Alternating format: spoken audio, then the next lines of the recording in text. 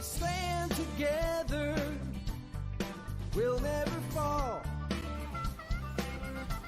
Hi there, and welcome back to another episode of the All Around Growth Podcast. My name is Rob Kaiser, and I am your host.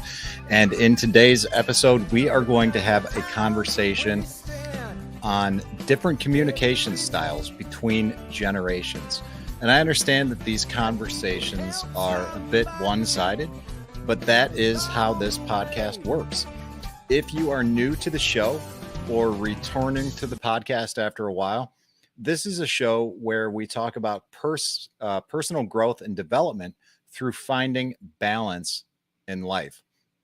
Now, I am of the opinion that we cannot fully grow and develop our full potential as human beings unless we live a balanced life in several different areas of our life.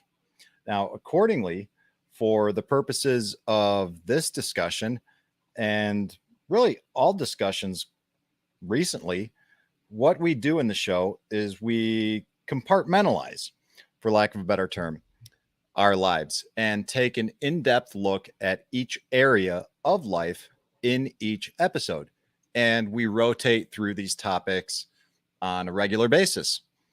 We routinely discuss topics relating to financial, physical, personal development, family, spiritual, social, and career. And we do so in that order. For example, last week's episode was on a spiritual topic. The week prior was on a family topic. And next week's topic will be career-oriented. And will probably be a discussion of how I ended up where I am with regard to my own career. And like I mentioned, today's episode is an episode on the social aspect of life. And the idea behind the show comes from the audience in a comment from our Telegram group, which you can join at t.me/allaroundgrowth. And, for those of you who are interested in connecting with myself and the audience a little bit further, I would encourage you to join us there, for that is the social media platform where we are most active. Now, before I get into the comment itself, today is March 4th, 2023. This is episode number 497 of the show. And the topic of the show is From Boomers to Zoomers, a discussion on different communication styles between generations. Now, the comment that really got me thinking about the different communication styles between generations is from a listener in the audience in his mid to late 40s, somebody around my age. And he's got a son in his early 20s. And recently we were having all sorts of comments, all sorts of dialogue about all sorts of things. And he writes, quote, "My son's in a bad rut socially. All his old university friends have ghosted him. Specifically, one by one, they have blocked him from texts, calls, various social media, etc. They have been falling like dominoes. It's almost like someone back there is spreading rumor or pressuring people to do this. It's one thing to not respond to texts, but blocking people on Instagram or Snapchat is very intentional. Back in my day, the worst thing we did was ignore someone, but usually we would try to politely say we weren't interested. I'm not sure how to advise." Now, because the Telegram group has grown into a tight-knit community of people I would like to consider friends, there was a fair amount of feedback on this comment, and I wanted to dive deeper into it. And today we are going to do exactly that. We're going to take a look at the different communication styles between generations. And moreover, I'm going to walk you through how I do this, and then discuss some solutions on how we can improve upon our own communication styles with other people and society in general. So, first of all, I'd like to read a couple of articles about the topics in question. And within that comment, I see 3 different topics that are worth taking into consideration and discussing. One being communication between generations, hence the title of the show. 2, social media usage by generation. And 3, the impact of social media on relationships. Now, to find articles to read on these matters, I utilize a search engine. All right. And a search engine is a software system designed to carry out web searches. Now, they search the World Wide Web in a systematic way for particular information specified in a textual web search query. All right. The search results are generally presented in a line of results, often referred to as search engine result pages or SERPs. And when a user enters a query into a search engine, the engine scans its index of web pages to find those that are relevant to the user's query. The results are then ranked by relevancy and displayed to the user. The information may be a mix of links to web pages, images, videos, infographics, articles, research papers, and other types of files. Some search engines also mine data available in databases or open directories. Unlike web directories and social bookmarking sites, which are maintained by human editors, search engines also maintain real-time information by running an algorithm on a web crawler. Now, why did I share that? Well, I shared it because these are the things that we use on a day-to-day basis, but I don't really think we understand what they are. All right, so that definition comes from Wikipedia, and I know some people out there take issue with Wikipedia, think there's better sources of information for information in general, and I'm not going to disagree with that. But more often than not, when it comes to providing a brief synopsis of something, I find that Wikipedia generally does a pretty good job of doing that. So that's why I read it. And I think that when it comes to discussion about these things that we use so frequently, we come to take them for granted. And I think it's important to understand what a search engine is. Now, there are many different search engines available. And over the last year or so, I have been using Presearch. All right.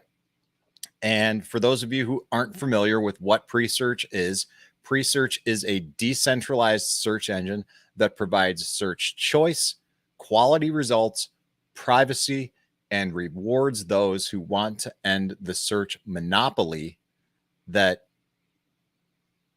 other search engines have. And, search engines like those that you're commonly familiar with, Google, Bing, so on and so forth, right? But Google seems to be the predominant one that most people use. So the next question about Presearch might be, what is decentralized and what does it mean? All right. So from an article titled Centralized versus Decentralized Structures, 7 Key Differences, from Indeed.com, this is an article that, I'm going to go ahead and link to this because this is an article that is not coming up on my web browser. So what I'm going to do is disregard that for now, but I'm just going to leave it out there and say Indeed.com. The article is titled Centralized versus Decentralized Structures, and it indicates that a decentralized organization promotes a faster and smoother flow of information between different departments and from upper management downward. Industries that depend on a constantly shifting and inconsistent market benefit from being able to update everyone at will. All right. Now, I am interested in faster and smoother flows of information and thus use pre-search, but I am always open to new alternatives with regard to internet browsing. So if you have a search engine of choice, then by all means, feel free to drop it in the comments section so that myself or anyone else watching can check it out. Now, one other reason that I enjoy using pre-search is that it's very easy to navigate between other search engines like Google, Bing, Yandex, DuckDuckGo, and many other options. You can customize it however you want. And because quite frankly, sometimes I prefer the way Google shows its search results. Like, for example, Google shows you the dictionary definitions of words right from the search page without you having to open any link whatsoever. There's also a number of plugins and add-ons and browser extensions that you can use that are search engine optimized that allow you to utilize and do work or utilize the web and do work a little bit differently, a little bit more efficiently.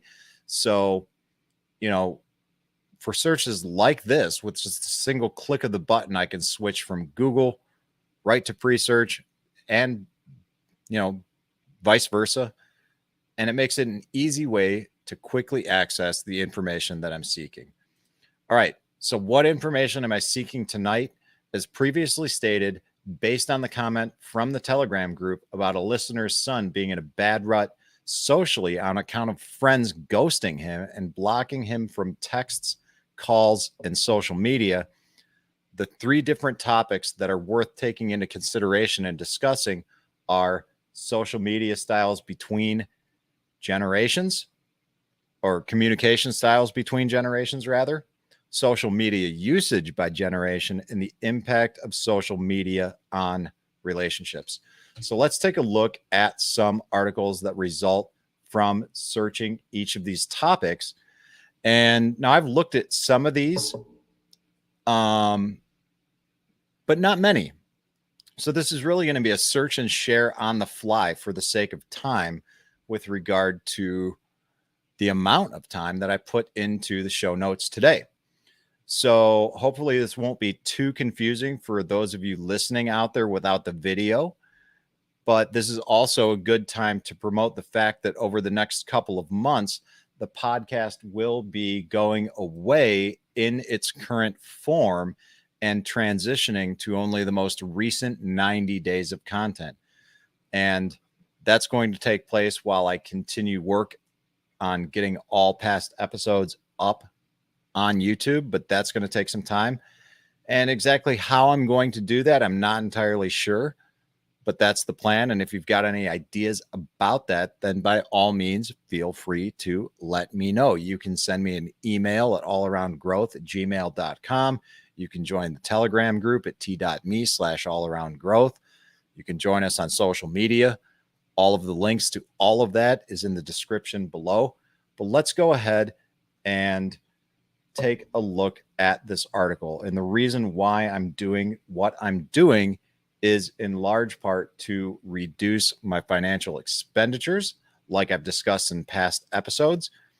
I still plan on performing the podcast, but as it's always been, it will continue to change just as I continue to change. All right. So let's go ahead, take a look at some of these articles and see what we've got going on. This is one that I did take a look at earlier. It's called Bridging the Gap: How Generations Communicate. And it says in the little synopsis here, the generational gap is one of the biggest reasons for intergenerational disconnect.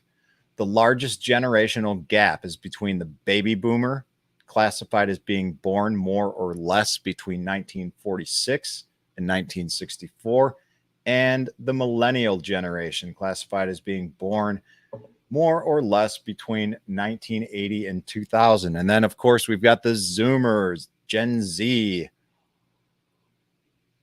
which is where the title of this show comes from. All right, from boomers to Zoomers, discussion on different communication styles between different generations.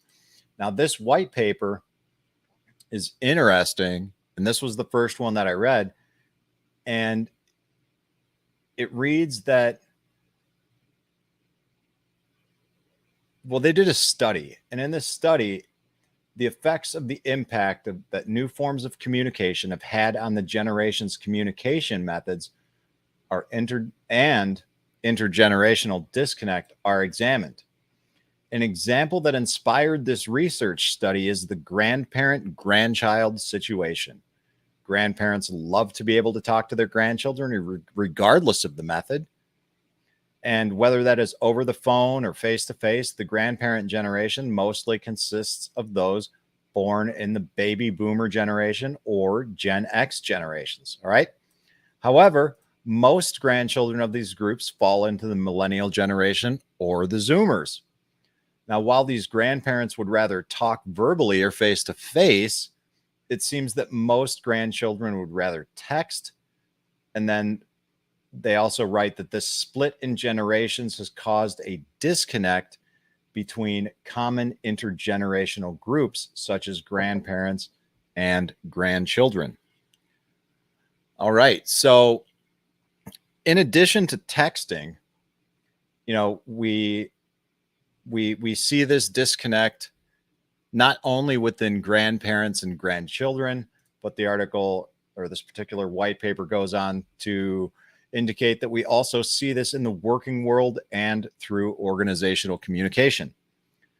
And it's a good article. It's quite lengthy. I'm not going to share the whole thing with you now, but what is important is the fact that there indeed is a gap and a problem, if you will, with regard to generations, the generational differences in how they communicate with each other.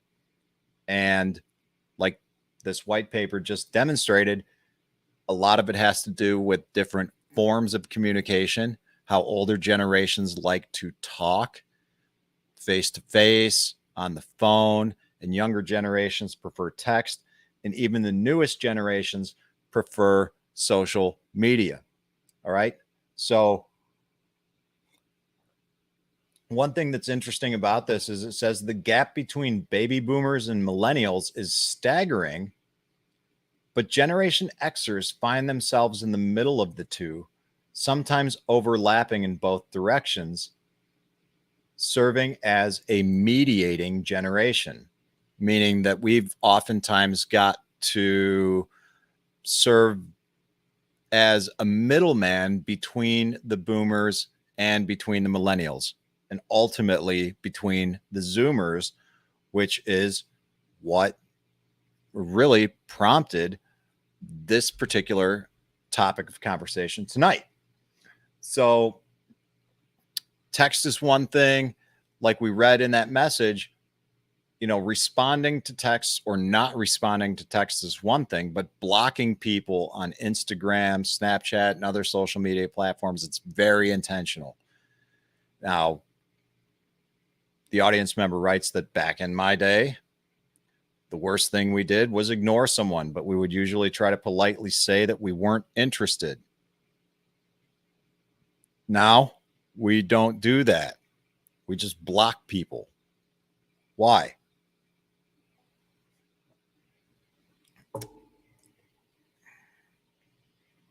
Let's get into that in just a minute. Let's take a look at social media usage by generation and understand a little bit of the demographic breakdown of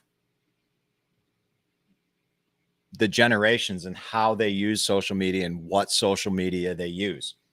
Okay, so we'll take a look at this article titled How Different Generations Use Social Media in 2022. And it looks like this was originally written last year. It has been updated. No, the article was originally written in 2021. It was updated in 2022. And it reads, in 2022, different generations of users are actively participating in social media. The statistics mentioned above clearly indicate over the years, barriers on social media have washed up. For example, Twitter is the most recognizable social media platform, and almost every age group is on Twitter. All right. What I want to see is a graph of some kind, just like this. All right. How different generations use social media. So we've got the boomers that 26% of them use social media daily. 11% of them use it a few times a week. 5% use it less than once a week. 2% use it once a month. 8% use it less than once a month, and 43% of boomers never use social media. All right. So with regard to Generation X, 37% use social media daily. Millennials, 44% use social media daily. Generation Z, half of today's children, the current generation, Generation Z, use social media on a daily basis. All right. And I think that that's probably increased. I don't know where this article comes from, wpsocialninja.com. I'm not very familiar with that, but what do they have to say about the impact of social media on different generations, right? So the impact of social media is like a Pandora's box. You never know what you are getting. Along with time, social media has evolved and influenced drastically. Not just shopping, but every decision we make is somehow connected with social media. And they do write, the active participation of different generations on social media has immensely increased. And according to Pew Research, in 2005, only 5% of Americans were active on social media. In 2011, social media numbers increased unexpectedly from 5% to 50%. And by 2020, 72% of Americans started using social media regularly. All right. So this chart right here shows the percentage of adults who say they use at least one social media site. And it indicates the statistics that I just read about 5% of Americans being active on social media in 2005 and 72% of Americans in 2020 were using social media regularly. All right. So what does that mean to me? What that means to me is that we've got more time invested in social media and less time invested in actual interpersonal relationships. Okay. So what? Well, what's the result of that? Well, the result of that is basically the comment that I started to read from earlier. People ending up in a bad rut socially, having friends ghost them. Specifically, one by one, they have blocked this individual's son from texts, calls, various social medias. They've been falling like dominoes, he writes. Almost like someone back there is spreading a rumor or pressuring people to do this. It's very intentional. It's hurtful. It's harmful to our social lives. It's harmful to how we interact interpersonally as humans. It's harmful to the social dynamic that we've grown and evolved into. This isn't the way that we were meant to behave. This isn't the way that we were meant to be.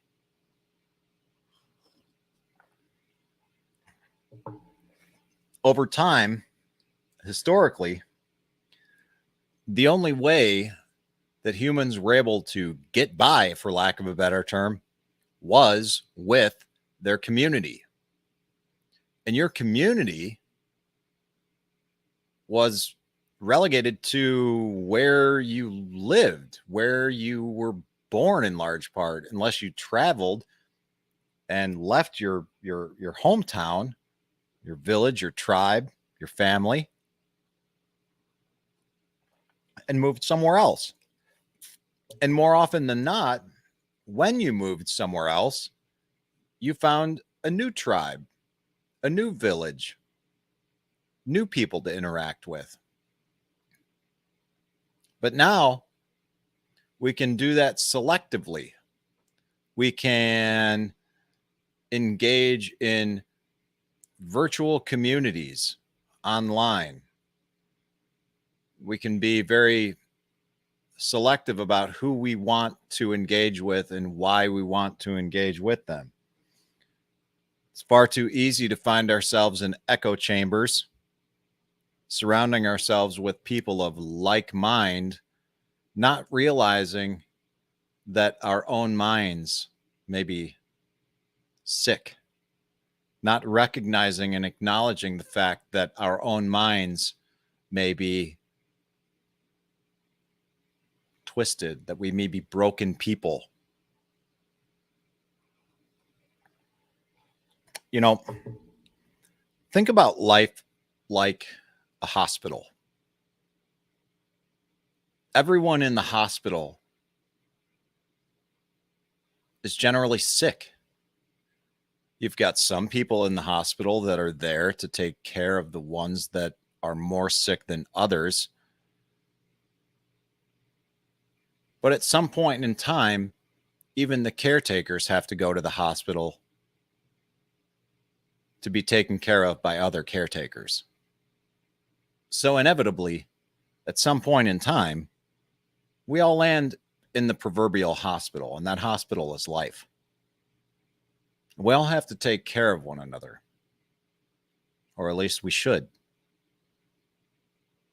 When we don't engage in real life, or when we decrease our engagement in real life, and when we decrease our actual true interpersonal relationships with different demographics, with different people, different ethnicities, with people outside of those that are like ourselves, it begins to radically impact us in negative ways.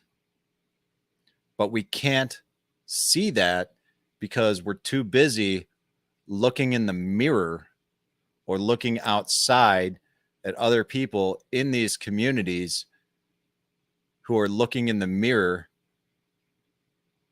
or looking out the window, and all they're seeing is reflections of themselves, feeling as though they've got the sense of community because it engages something in our brains, this natural human instinct that I think we all have because we've been around for millennia in the ways, shapes, and forms that we currently are to this day. But much like artificial sweeteners in diet sodas, I'm of the opinion that even though it's an artificial sweetener, it still triggers that mechanism in your brain that acts as though you're experiencing something sweet, which is why, as far as I can tell, people with diabetes, for example, can still have negative responses from consuming drinks with artificial sweeteners instead of sugar itself. The brain doesn't really know that much difference, even though chemically it's not the same. The brain doesn't know that much difference between social media and actual social interactions.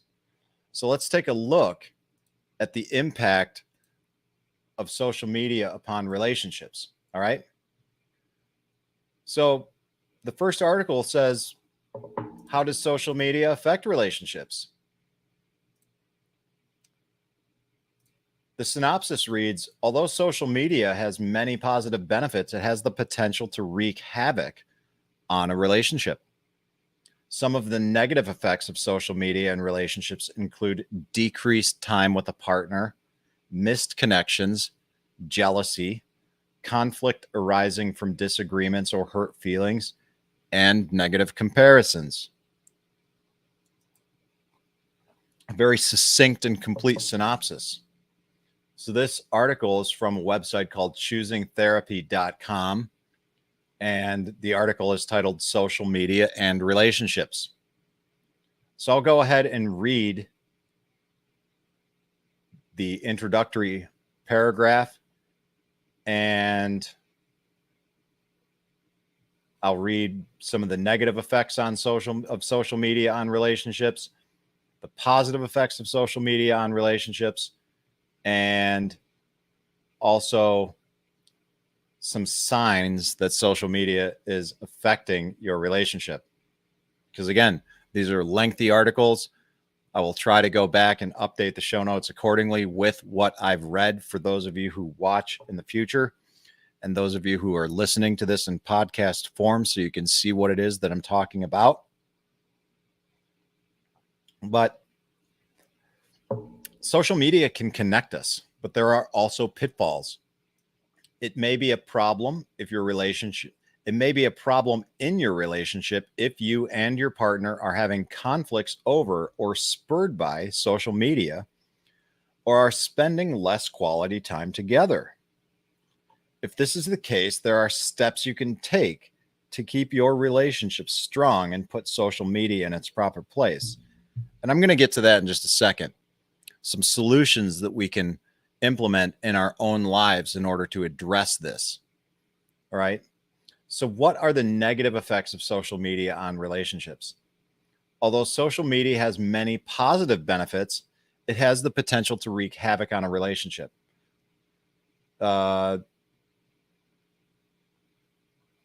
I just read that. Yeah. Social media can connect us, but there are also many pitfalls. Although social media has many positive benefits, it has the potential to wreak havoc on a relationship. Some of the negative effects. Okay, so those are the negative effects. Decreased time with a partner, missed connections, jealousy, conflict arising from disagreement or hurt feelings, and negative comparisons. You can read more about that in the article, but let's take a look at some of the positive effects that social media might have on relationships. Social media also has the potential to positively impact your relationship. According to one study, positive impacts can happen through partners' public expressions of affection and mutual information sharing. For some, it gives them peace of mind knowing what their partner is up to.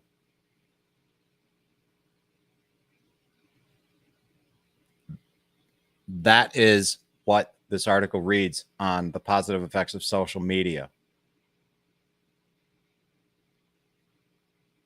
Mutual information sharing, public expressions of affection, and peace of mind knowing what our partners are up to.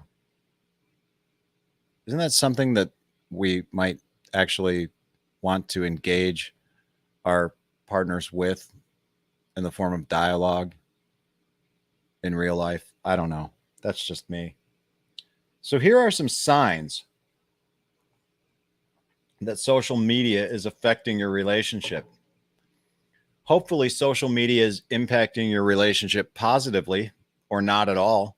But if you are like most couples, social media, and this is not just limited to couples, this is limited to friendships, parental relationships, relationship with children, relationships with friends, relationships with anybody, relationships, period. Okay. Not simply romantic relationships with your partner. All right. So let's just get that out of the way. So hopefully social media is impacting your relationship positively or not at all. But like most people, social media may be impacting your relationships in a negative way. If so, it is important to recognize the signs early so you can take action before too much damage has been done.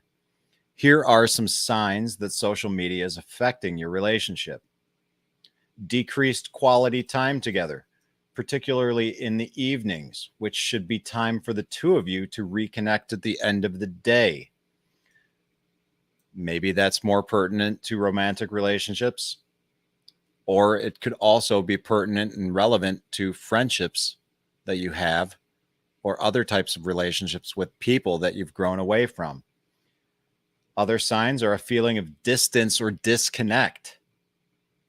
Another sign that social media may be affecting your relationship is learning about important events in your partner's life through social media instead of directly from them.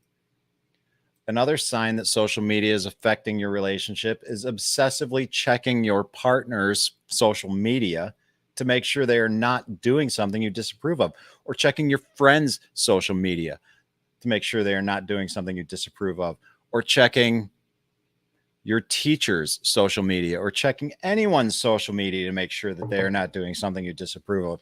If you're obsessively checking social media and checking social media profiles to stay on top of someone in your life, then that, my friends, is a sign that social media is affecting your relationship with that person and likely affecting you as a person. All right. Another sign that social media is affecting your relationship is an increase in conflict regarding social media use, posts, etc. Another sign that social media is affecting your relationship is secrecy between the two of you regarding your social media accounts and posts. And ultimately, last but not least, we've got negative body image issues due to comparisons or unrealistic standards on social media. Comparison trap that kills us, right? So the article goes on and lists different tips for reclaiming your time and your relationships, where to find relationship help, and ultimately some final thoughts on social media and relationships from this article before I talk freely about these three topics: communication styles between generations, social media usage by generation, and the impact of social media on relationships. The closing thoughts on this article reads as follows. Social media can help people stay connected to family and friends, but it can negatively impact other relationships. You do not have to ban social media from your lives completely to stop that from happening. With some awareness, communication, and boundaries, you can positively shift the impact social media has on your relationships. Now, what's interesting is that here I am talking about this topic, and I'm doing so broadcasting it on social media platforms. For those of you who aren't aware, I've taken this podcast from its traditional podcast format, which was just an audio recording, and I have begun streaming it to Facebook, Twitter, YouTube, and Twitch. All right. Why do I do that? Why am I sitting here talking about the pitfalls and the negative aspects of social media while on social media? That may not make sense, but this is the reality of the world that we live in right now. Social media is an integral part of our lives collectively as humans, and we can't simply run away from that which we don't like or that which we find problems with. Okay. Part of this show is about finding the problems, identifying the problems, and ultimately talking about solutions to the problems. So, what are the solutions? Well, all I can do is share my own experience. Okay. And my experience is trying to find balance in all of these aspects of life, including but not limited to my social life, financial, physical, personal development, family, spiritual, social, and career. When we find balance in those 7 aspects of life, we can better understand what's going on in life and ultimately within our own lives. Because I've reached the point where I believe that most of the problems that I observe in the world are really problems within myself that I'm failing to address. What do I mean? And how does that apply to communication styles between generations, social media usage by generation, impact of social media on relationships? Well, what I mean is that let's, for example, talk about finance, right? I found myself experiencing some financial difficulties. This is nothing new to me. Throughout my entire adult life, I've struggled financially because my understanding of the financial world was limited, for lack of a better term. I don't blame my parents. I don't blame my schooling. I don't blame the education system. I don't blame anyone in my life for my inability to learn because the information was all there, but I failed to actually implement and understand some of the things that I learned. So accordingly, and most recently, I found myself deeply in debt. And I realized, how do I get out of debt? Well, if you go into one of these search engines that we talked about before and simply type that in, how do I get out of debt? You're going to find all kinds of responses. One of the ways, and in my opinion, it is the most effective way to get out of debt and get a better handle on your finances, is to embrace the tools and resources that are promoted by Dave Ramsey in the form of Financial Peace University. And how do you do that? What does that consist of? It consists of connecting with people in your community in the course Financial Peace University and joining in a fellowship together of people who are trying to do the same thing that you are doing and working this program together. And that program consists of 7 baby steps. 1, set up a baby emergency fund. 2, use the snowball method to pay down your debts. 3, establish a 3 to 6 month savings fund. And I could go on and on and on, but you get the point.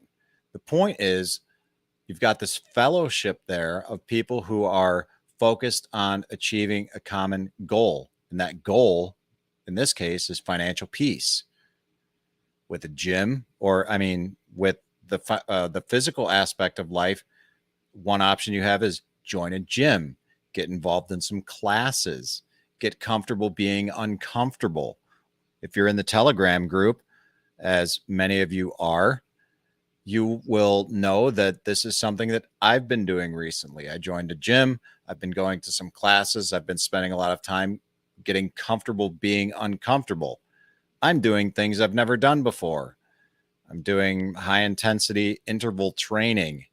I'm going to spin classes. I'm doing things called Studio X or something. I don't even know what I'm doing. And you know what? It's extremely uncomfortable. It's extremely uncomfortable because most of these women or most of the people in these classes are women.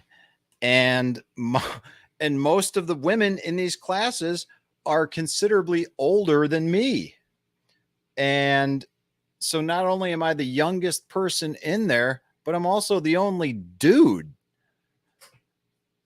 And that, my friends, is kind of awkward.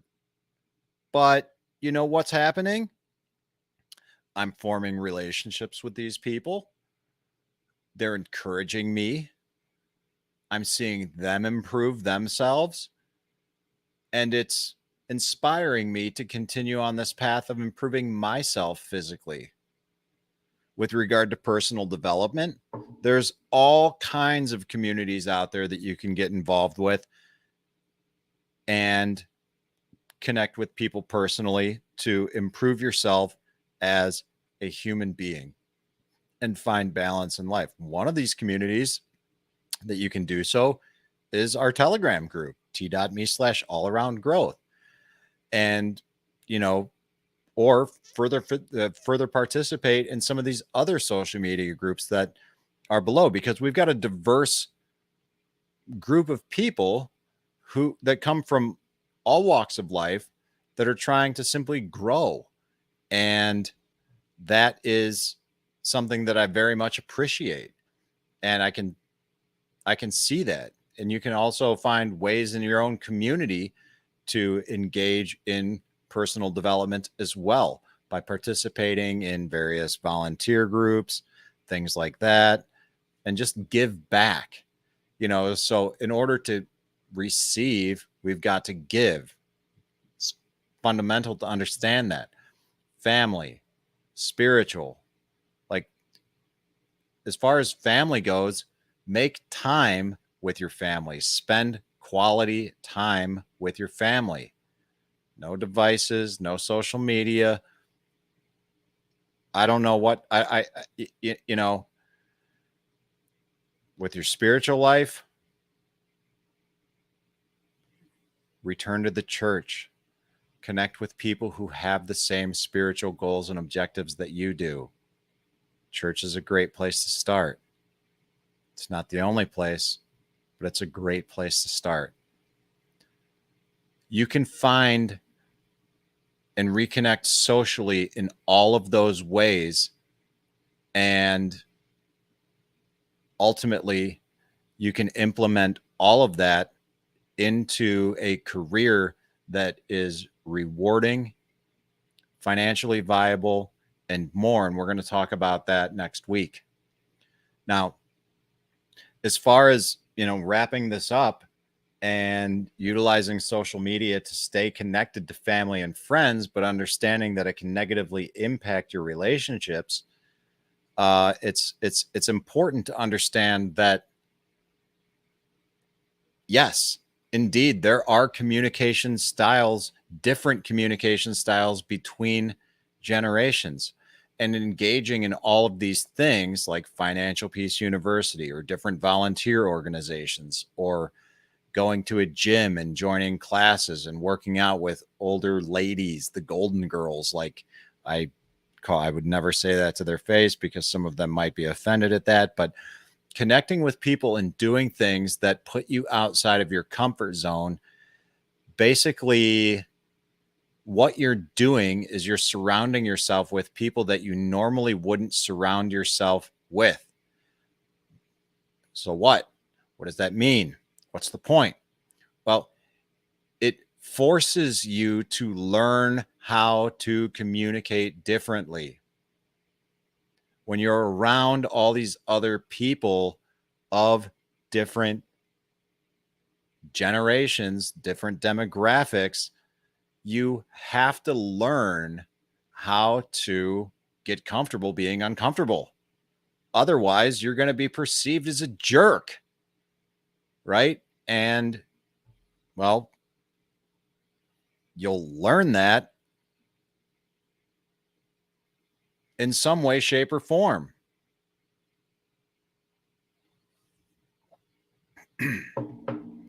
Social media usage has just become such an integral component of our lives that, you know,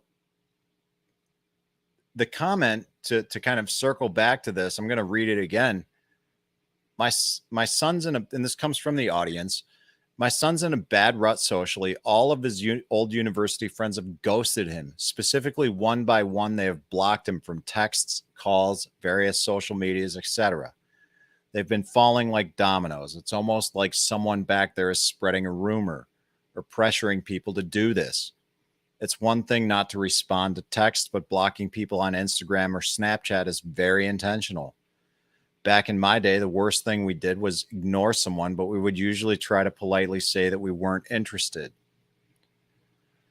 And this is how it goes now. You know, this is how it is.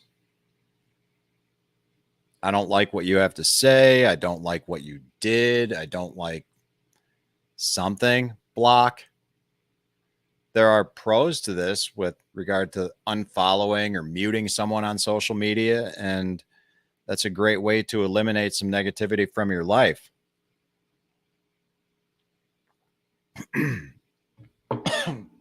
Excuse me.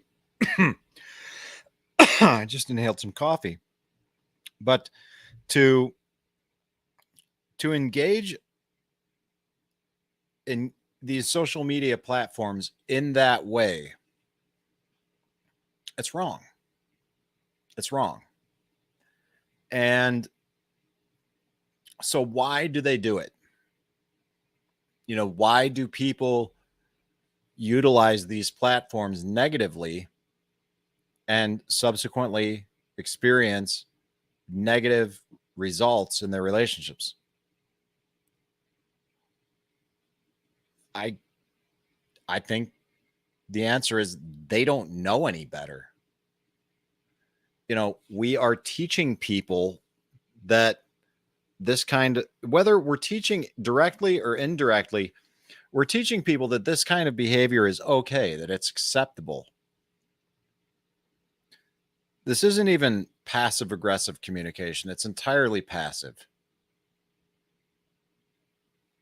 And it's disturbing because while there certainly are positive aspects to social media, I'm beginning to believe that the negative aspects of it are increasing. I don't want to say they far outweigh the positive aspects, but they're increasing. And the problem is we're becoming less and less aware of how they are increasing. We are becoming less and less aware of how social media operates in and of itself.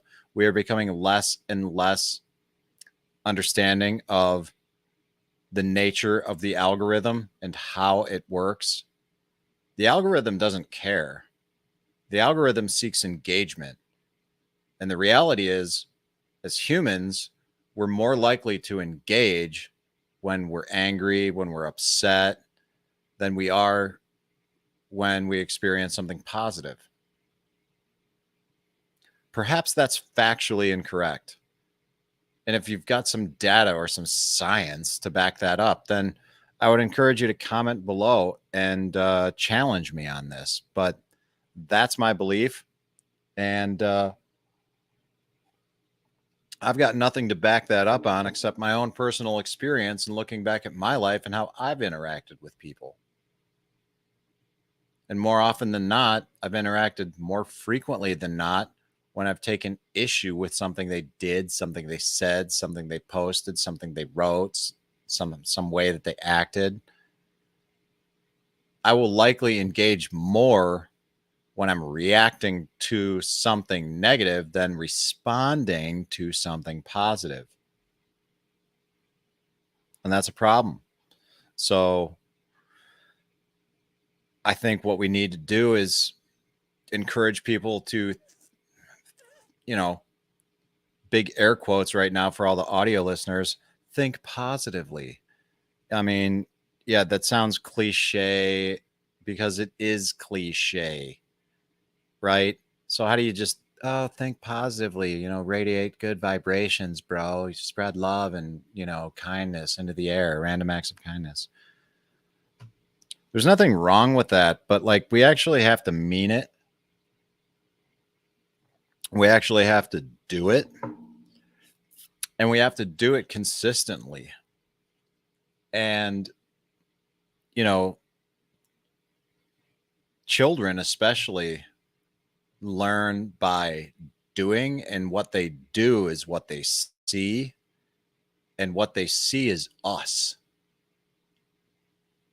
So if we're fully engaged on our devices, they will be fully engaged on their devices. And unless we actually make that dedicated time to talk to them about the nature of social media, the pros of it, the cons of it, and basically just engage with them like the humans that they are in all ways, then nothing will change and things will continue to stay the same. And quite frankly, in this case, they'll likely continue to decline. So I am of the opinion that the only way to recognize and acknowledge and understand effectively the different communication styles between generations is to actively engage in interpersonal communication with different generations. And you can do that by working within your community, by engaging in fellowship in activities of like mind, whether it's Financial Peace University or volunteer programs or book studies or church or discussion groups, whatever the case may be. There are ways to actually engage in real life. Meetup.com is a great way to do this. Yes, you're using a platform to do this, but the whole point of the platform is to meet up, right? We have to start living like humans again. We don't have the ability to understand. I mean, we can read these studies and read these white papers and read all of this all day long, but for what? Like, it's really, really important to understand that social media in all its ways, shapes, and forms gives us the idea and the feelings that we are having the social interaction, but it's fake. It's not real. We need to see people. We need to shake their hands. We need to be able to hug someone when they need it or want it, and be able to be receiving of a hug when we need it and maybe don't want it. We need to be receptive to things that make us uncomfortable but aren't harmful. It's the only way to grow. And unfortunately, the only way most people grow is when the pain of staying the same becomes greater than the perceived pain of change. Because honestly, that pain of change is short-lived. And if we're willing to go through a little bit of discomfort initially, very quickly do we begin to experience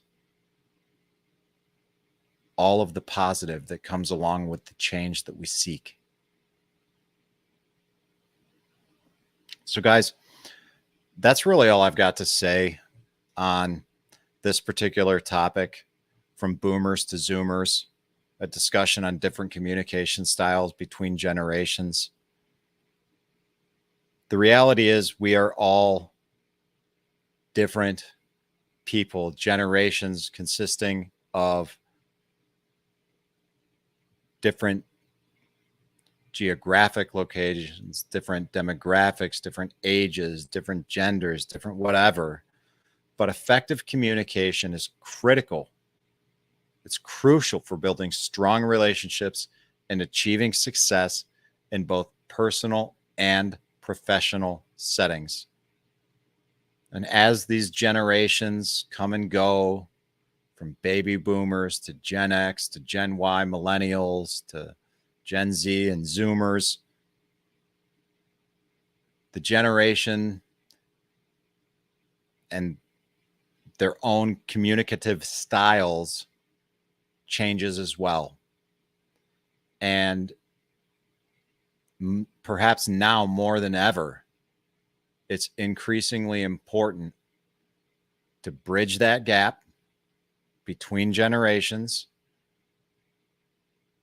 because if we don't,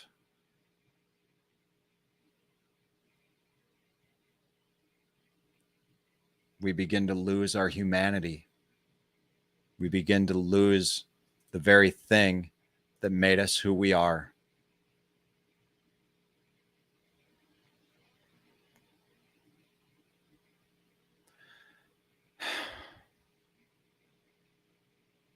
Real quick, before we close out the show, I would like to take a moment to thank the show sponsors, Food Forest Farms, for allowing us to stream in the manner that we are.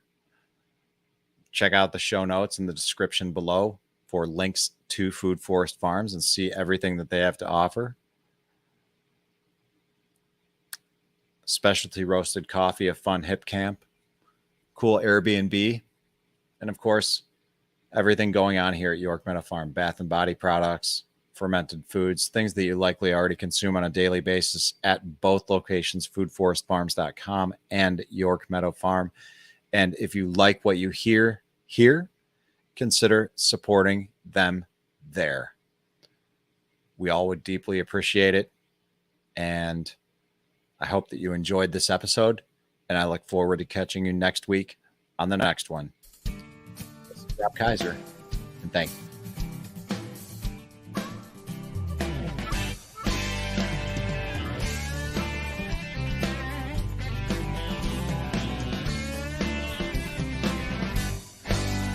In a world of pain, what can I do? The needs are many and answers are few. People turn away and I wonder why. If I can help somebody, then I want to try. People may think that it's odd that I believe in friendship and love. And truth is always the best way to the world that may seem odd. I'm an odd fellow. I'm an odd fellow. Whoa, whoa. I'm an odd fellow. If we stand together, we'll never fall. We can make a difference and answer the call. You know the times are wasting every day, and we can help somebody along the way. People may think that it's odd that I believe